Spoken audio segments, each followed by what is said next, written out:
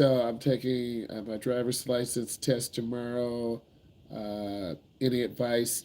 Listen to what I'm talking about. Look at all my videos.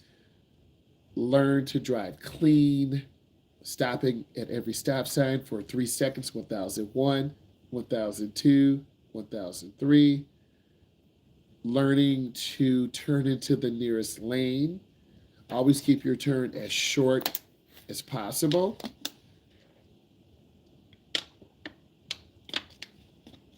Being a defensive driver, try not to run lights. If you practice good driving 3 months, 6 months, 12 months, your test will be a normal situation. Someone will be sitting in the passenger seat. They'll laugh. They're going to have a clipboard. They're going to have a pencil. I'd like you to make a right turn at the light. They're not going to say anything. I need you to make a left turn. They're not going to tell you look over your shoulder. They're not going to tell you check your blind spot. They're not going to tell you use the blinker. If you don't do any of those things, 3 minuses. They're going to tell you, I'd like you to make a right turn, get over to the left lane, and get on the expressway. You're in a far right lane. They're not going to tell you, oh, it's clear, you can get over. They're not going to tell you a truck is coming, you to check your blind spot.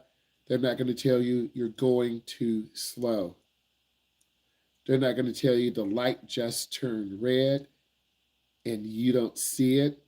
And if you run that red light, you just failed. I just gave you a real life situation. And if you're not writing all this down, you're going to fail your test.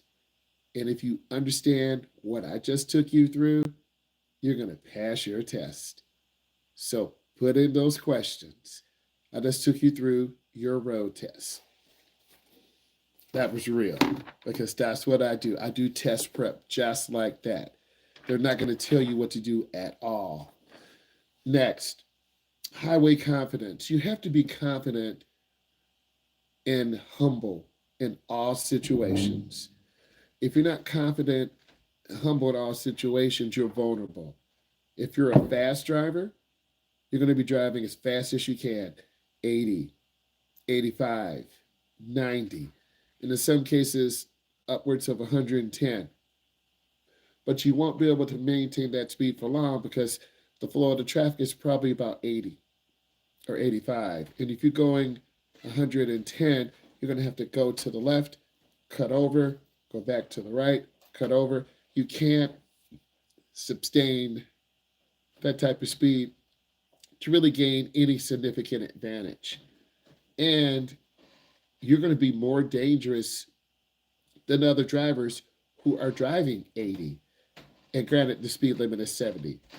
Or let's say the speed limit is 55 and you're going 75, 20 over the limit, and you're going 100.